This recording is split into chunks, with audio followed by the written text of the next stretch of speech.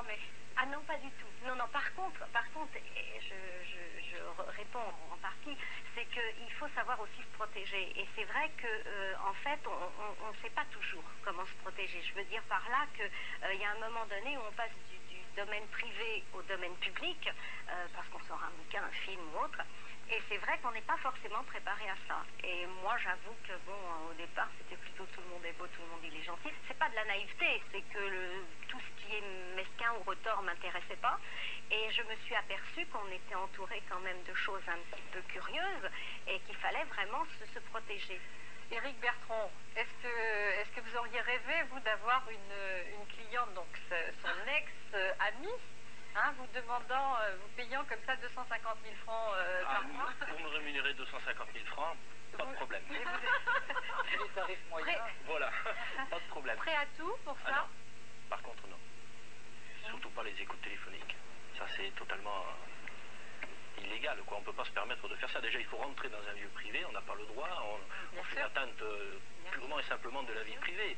Et je pense que votre ami avait déjà préparé le terrain de longue date pour pouvoir recueillir ces éléments auxquels elle a pu se permettre d'investir 6 fois 250 000 francs, d'après ce que j'ai pu comprendre.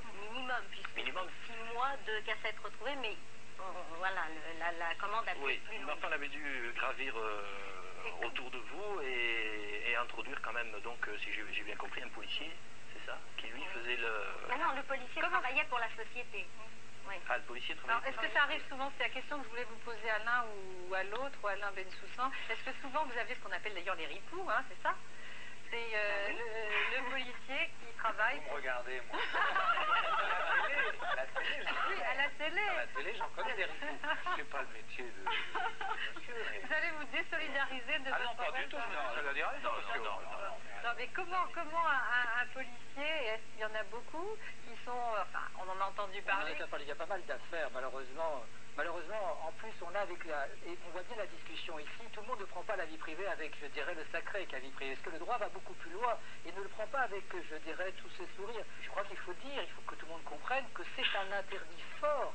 C'est un interdit d'autant plus fort que le juge d'instruction a la possibilité de faire des interceptions de télécommunications, mais uniquement pour des crimes ou des délits dont la durée est supérieure à 2 ans. C'est-à-dire qu'on considère que pour ce qui est inférieur à 2 ans, eh bien, l'atteinte est tellement forte qu'on ne peut pas le faire. Vous voyez donc que les écoutes privées sont manifestement illicites, illégales, et en fait c'est une véritable horreur. Alors on en a beaucoup parlé à un certain moment, et puis on a dit que c'était fini, ça continue d'exister. C'est pire que ça aujourd'hui, parce qu'aujourd'hui c'est pire, parce qu'on parle du téléphone, mais la loi qui protège, c'est les interceptions de télécommunications, c'est-à-dire les mails, les fax. Mais ça, on en parlera un peu plus tard. C'est tous ces éléments-là de vie privée qui intéressent, et là aujourd'hui, les appareils sont tellement diffusables facilement, et notamment les victimes ont tendance, parce qu'elles ont déjà été violées dans leur intimité, à ne pas porter plainte, ne voulant pas une deuxième violation, cette fois-ci de la publicité de cette première violation.